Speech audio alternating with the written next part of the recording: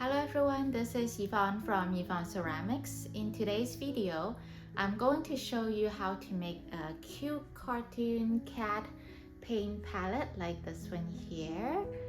So you can use this paint palette for when you are glazing, like mixing under glazes, or for when you are painting watercolor. So this is a smaller one. Of course, you can make a bigger one for your purpose. Don't forget to like and subscribe to my channel for more videos each week. Before we start our project, I want to show you a paint palette I made years ago. So this is made using just normal white stoneware, and this is already glaze fired.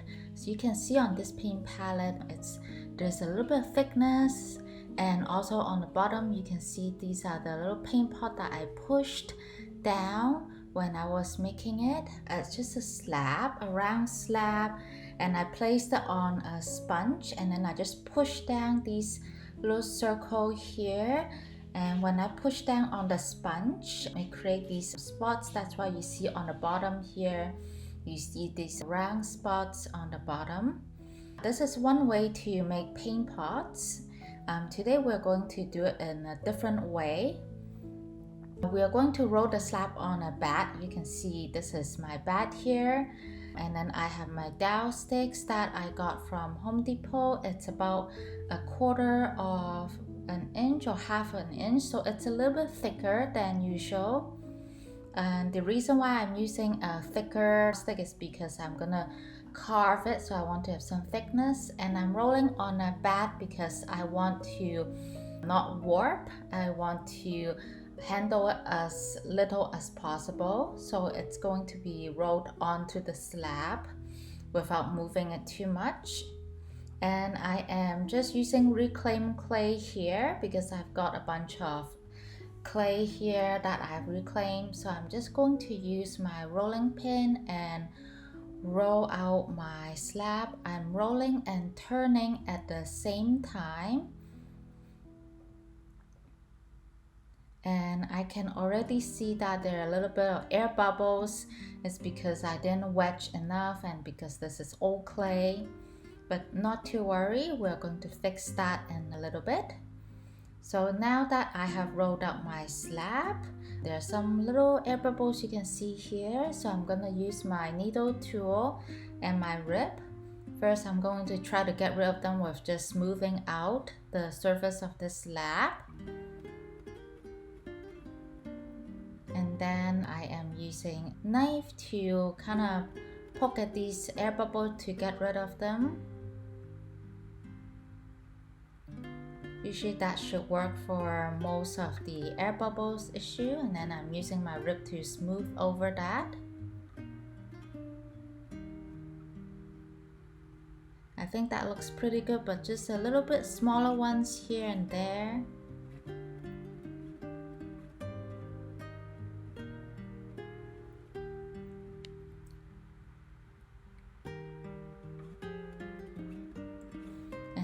Using my pointed needle tool to draw out a draft of what I want for the paint palette. So instead of a normal round paint palette, this time I want to do a cat shaped paint palette, a little bit cuter one. I'm going to start by drawing the body, which is kind of like an oval shape here. So this is a smaller paint palette. Of course, you can roll out a bigger slab and make a bigger paint palette. Now I'm drawing out the ears.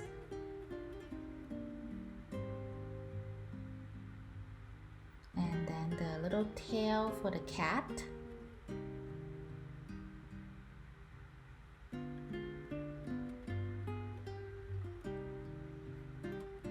This is really good looking. This is kind of the general shape of the cat paint palette. Here's where I'll have the nose and the eyes and the mouth for the cat. And then I'm going to kind of draw out where I want to carve the paint pots.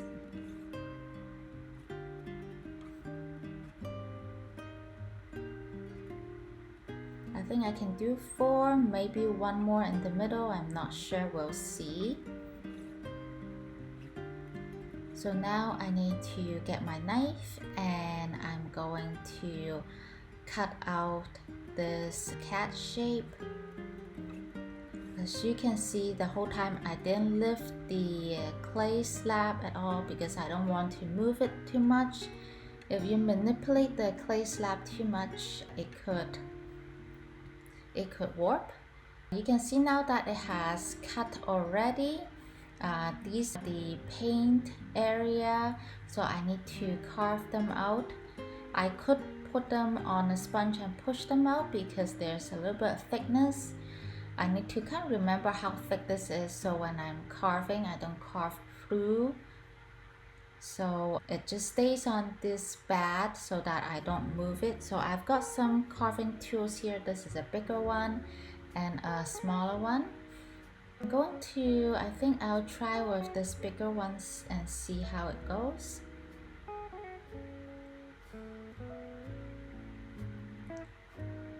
So I can just spin it around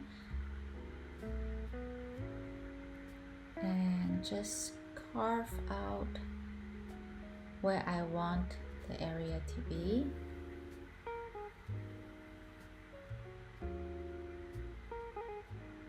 It's a little bit challenging to use this bigger carving tool because I'm carving a smaller area, so I think I'll use the smaller tool actually.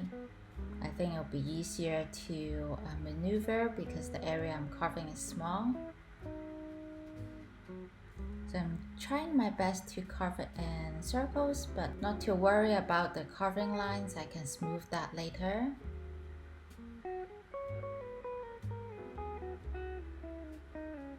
So I think that looks pretty good. Let's move on to this one, the second circle here.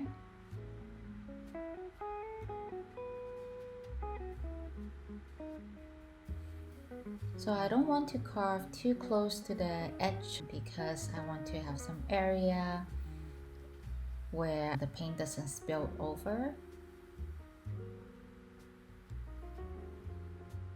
And the important part is not to carve through.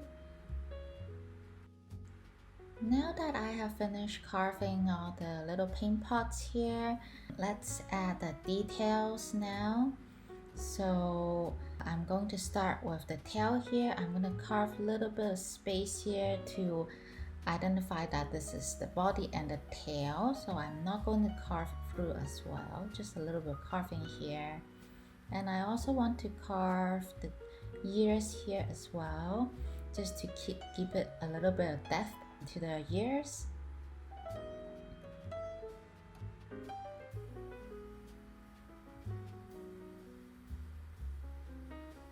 And then I think that looks pretty good. Now let's move on to the face. Because the face of the cat, it's a little bit point out, so I'm rolling a little bit ball of clay and then I am scratching it, so scoring the back of this ball, adding a little bit water and attaching it to where the snout of the cat is. And then I'm using a wooden tool, a small wooden tool dabbed in water, and just smoothing the snout to the cat.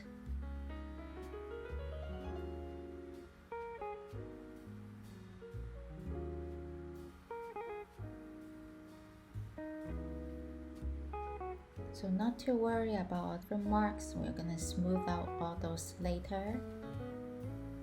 I think that looks pretty good. Now I have a small paintbrush with some water. Now I'm just gonna smooth out the nose, the ears, the edge as well, because after firing I don't want it to be too sharp and then cut myself, so I want to make sure that the edge is smooth. So a little paintbrush is very handy. You can smooth out all those lines when I was carving. So you might be wondering about what about the back of the cat. So now I'm just smoothing out the front of the cat. I'm going to wait, let it dry out a little bit to leather hard, and then I'm going to flip, like slide off the whole slab of cat, and then I will smooth out the back side, and also that's when I will also smooth the back and do my stamp on the back. So right now I'm just focusing on the front. So that's looking pretty good. You don't see any of the lines from the carving. If you did carve through, you can just add a little bit of clay to fix those holes, but I didn't carve through here. You could turn over as well to add the little clay if you did carve through the paint pots. So it's not the end of the world if you did carve through. That's why when we are rolling the slab, we want to roll a thicker slab. Now I have a sponge as well, a wet sponge, to get rid of those lines created by the bristle of the paintbrush. So I'm just smoothing it out, making it nice looking without those bristles. Now for the eyes, I think I'm gonna use black underglaze for the eyes to draw out the happy eyes on the cats. So other than eyes, I can also do the nose and the mouth for the cat as well. Alright everyone, so actually it's not the afternoon yet. It's already been about 1.5 hours and I just came back from lunch. When I touch the cat paint palette, it is already quite dry, leather hard stage. So I can just take it off like that. It doesn't warp, it already maintains its shape. Sometimes it could be hard to take off, like the clay will be really stuck onto your bat. What you could do is you can use the wire where you cut things. You can just slide it under the cat and cut it off. So it looks like this in the back. There's some little wrinkles here and a little bit of clay bits. And then this is a little bit sharp as well. So I'm going to use my sponge with a little bit of water. I need to be careful because it can still warp and break. So I'm just smoothing it out with a sponge and my finger. And smoothing the edge as well so that it's not sharp when you're touching it.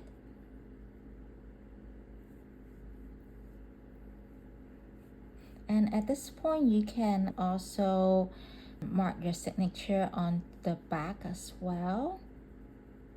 So let me just finish smoothing this out. I think it looks pretty good.